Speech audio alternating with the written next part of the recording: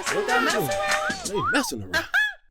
Loft meeting. We are calling a loft meeting. This is our Loft Mate show where we welcome special guests and fans of the Loft to talk about all things New Girl. Today, it's just us two, but we have some fan questions.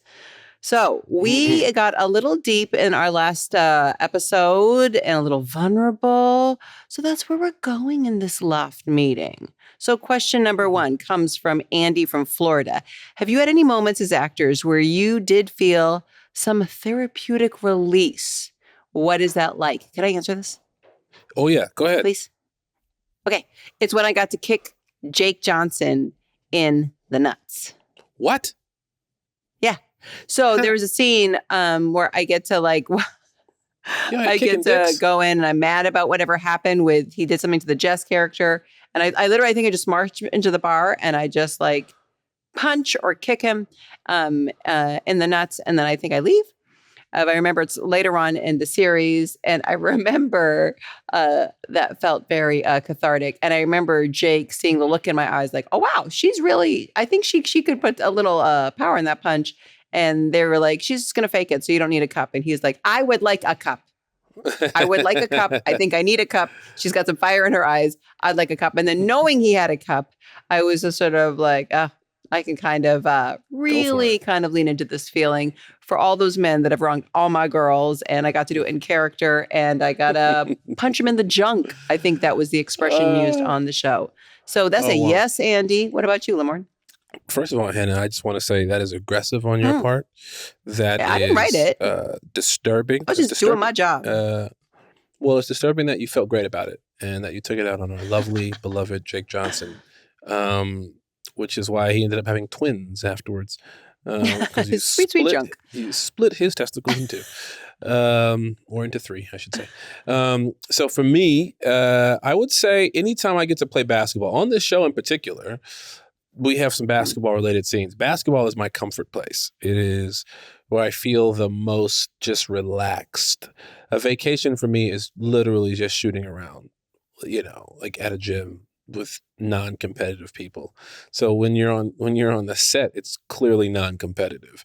So we used to have the basketball hoop outside of our stage, and so every day we would end up getting as sweaty as could possibly be, me, Jake, Max, and guest stars who would come on. And it was like, for me, it was the big stress reliever and it made days go by longer. So anytime I can have a basketball hoop in a scene, then yeah, that right there is very therapeutic. Oops.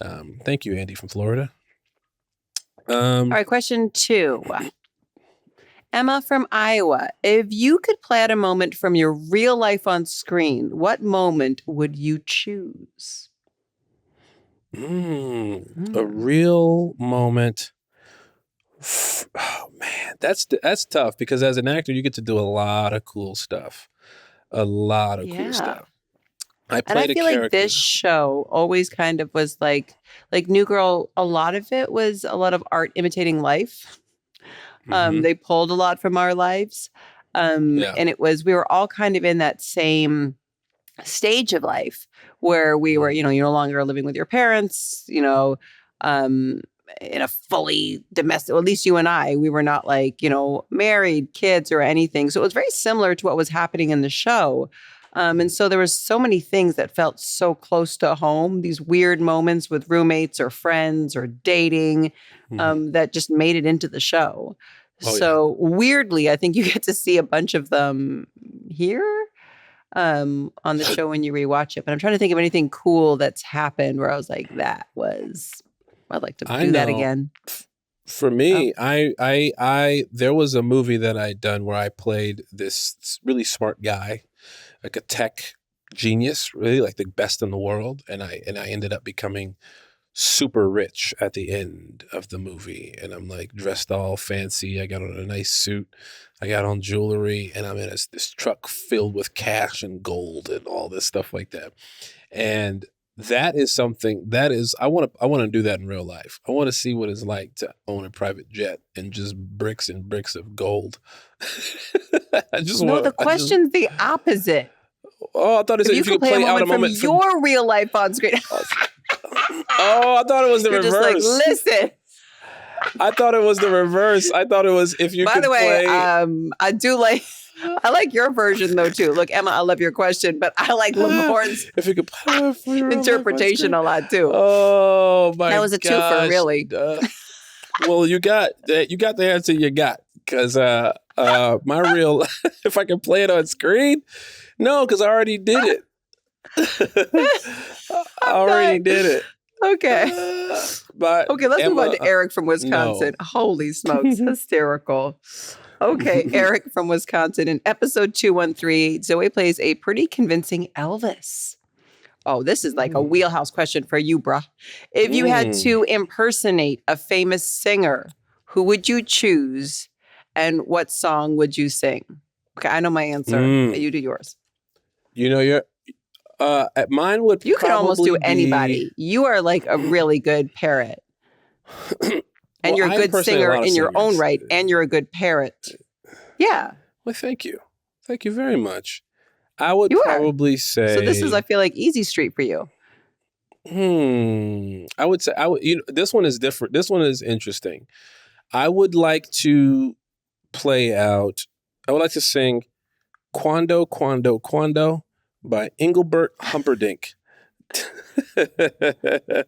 or any, or maybe I would like to impersonate Mandy Patinkin. Somewhere over the rainbow. That would be all right. Let's go. Because, well, I can't. But you said if you had to impersonate, we'll try. Someone, no. Are you going to do it too? Yeah, I'll do mine. You fucking liar. I will. I swear to God, I just pulled up the lyrics so I can do it. Really? Yeah. Hannah. Hands okay, down. you go first. Okay, so I'm the polar opposite to you in so many ways. And so I can't sing. I can't. I just don't have that gift. Okay, I don't have it. I'm also like not the greatest parrot, so I can't. But one of my favorite singers of all time, Canadian legend, is Leonard Cohen. Okay? And Leonard and I both were blessed with pretty deep voices. Okay, so I'm going to do my Leonard Cohen impersonation of one of my favorite songs ever. It's called Everybody Knows. Whoa. Everybody knows that the boat is sinking. Everybody knows that the captain lied. Everybody's got this broken feeling like their mama or their dog just died. Everybody's hands are in their pockets. Everybody wants a box of chocolates and a long stem rose. Everybody knows. Ooh, Hannah. Hannah out here sounding like a dude. Okay. That's right. That's why they call you old deep voice Hannah Simone. Oh my God. Oh, bass in your chest. Oh my gosh. Yeah. There you go. Okay, now you go. And I can't believe you did that. Hannah, you are a magician. You look genuinely shook right now. Yeah, because I'm like, what did you just do? I sing on a dime. You know me. I don't care. My voice is I'm dumb. never sang. I don't sing. I can't sing unless I'm singing like Leonard. By the way, I've also never tried to do that before. I was like, really? I think in my brain, because I know I have a low voice, I can talk. And then I forgot that he does that weird part where the song goes up. I'm like, I guess we're going to go.